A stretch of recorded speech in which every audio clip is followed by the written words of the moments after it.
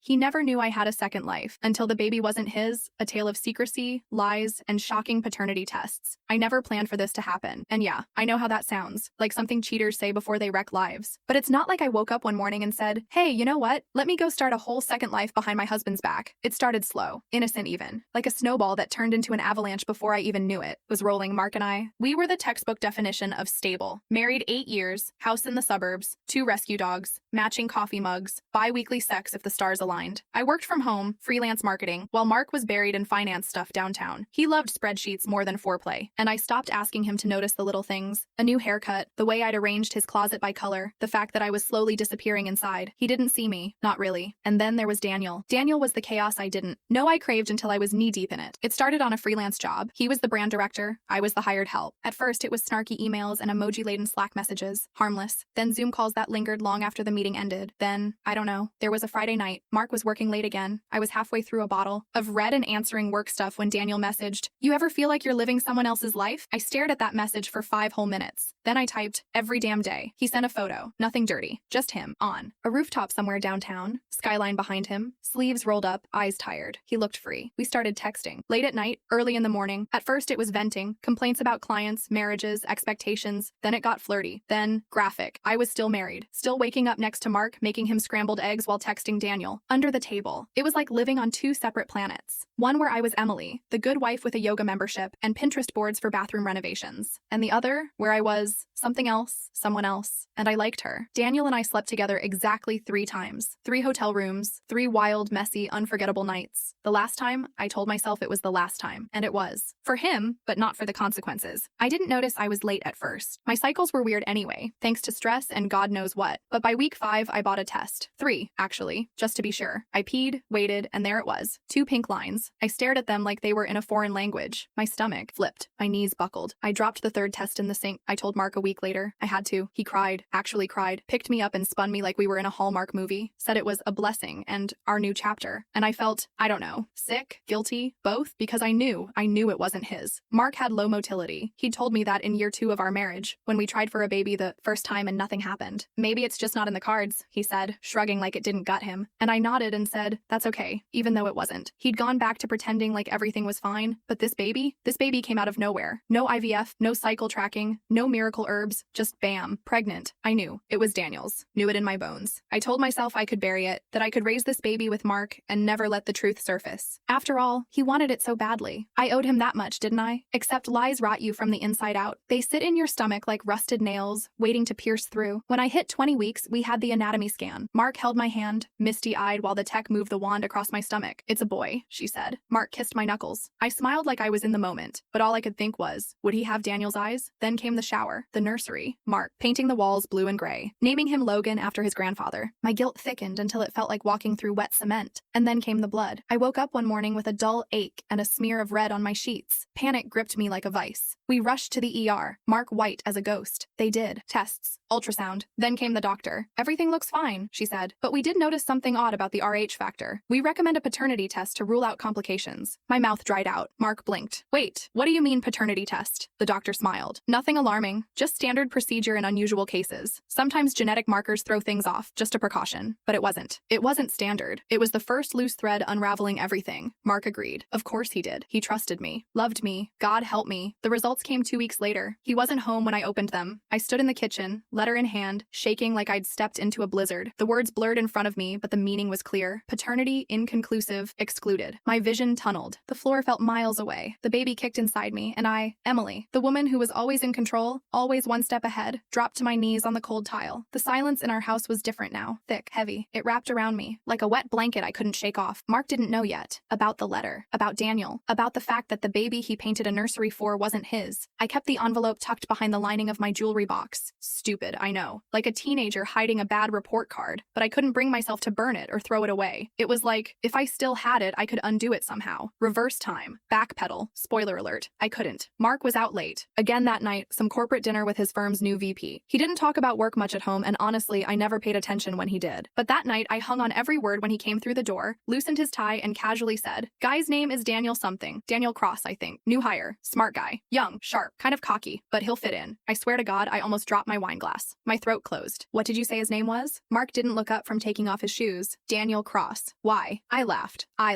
It came out high-pitched, brittle. Oh, nothing. Just sounds familiar. Daniel Cross. The man I'd slept with. The man whose baby was now kicking around inside me like a time bomb. The man who now worked alongside my husband. Of all the damn people in the world. I went to bed with a pounding heart that night, and I didn't sleep. Every time I closed my eyes, I saw Daniel's face, heard his voice, the way he used to say my name like it tasted sweet on his tongue. And now, he was walking past my husband's cubicle every day. What if he found out? What if Mark found out? I needed to talk to Daniel, not just texts or cryptic emails. A real conversation. I needed to see his face when I told him the truth, so I messaged him. We need to talk. It's serious. In person. He responded in 2 minutes. Name the place. I picked a coffee shop downtown. One of those tucked away ones with wood-paneled walls and a sign that just says Bean in lowercase letters. Very indie, very private. I got there first and grabbed a corner table. My hands were shaking so badly I nearly dropped the mug. When Daniel walked in, he didn't look like the version of him I remembered. He looked polished, suit, clean shave, hair slicked back instead of tousled. Corporate Daniel. But his eyes? Same. Emily, he said, sliding into the chair across from me. You look like you've seen a ghost. I think I have. He raised an eyebrow. You gonna tell me what's going on or let me guess? I took a breath. I'm pregnant. His smirk faded. And it's not my husband's. Silence. He leaned back in the chair like I'd knocked the wind out of him. His eyes flicked to my stomach, which by now was unmistakably rounded beneath my coat. Jesus, Em. I found out weeks ago. I didn't tell you because I didn't think it mattered. I thought I could handle it. But now you're working with him. And if he finds out, you think I'm gonna tell him? He snapped. You think I'm just gonna stroll into the office and say, hey buddy, congrats on raising my kid? I winced. I don't know what you're going to do, Daniel. That's the problem. He rubbed his temples. You're asking a lot here. I'm not asking anything, I said. I just thought you deserved to know. That's it. He was quiet for a long time. Then, softly, do you want me involved? The question stopped me cold. Did I? I hadn't even let myself think that far ahead. I'd been so wrapped up in hiding everything that I forgot there was a future coming. A baby, a birth certificate, a father's name. I don't know, I whispered. Daniel nodded slowly. Okay, well, when you do, call me. He left without finishing his coffee. That night, I lay next to Mark, watching his chest rise and fall in the soft glow of the hallway light. I could almost pretend things were normal, that we were just two people in love, expecting a baby, almost, until he said without turning to me, so, who's Daniel? I froze. What? Your face changed when I mentioned him. And tonight, your phone lit up. Daniel Cross. You looked like someone punched you. I sat up, the room spinning. Mark,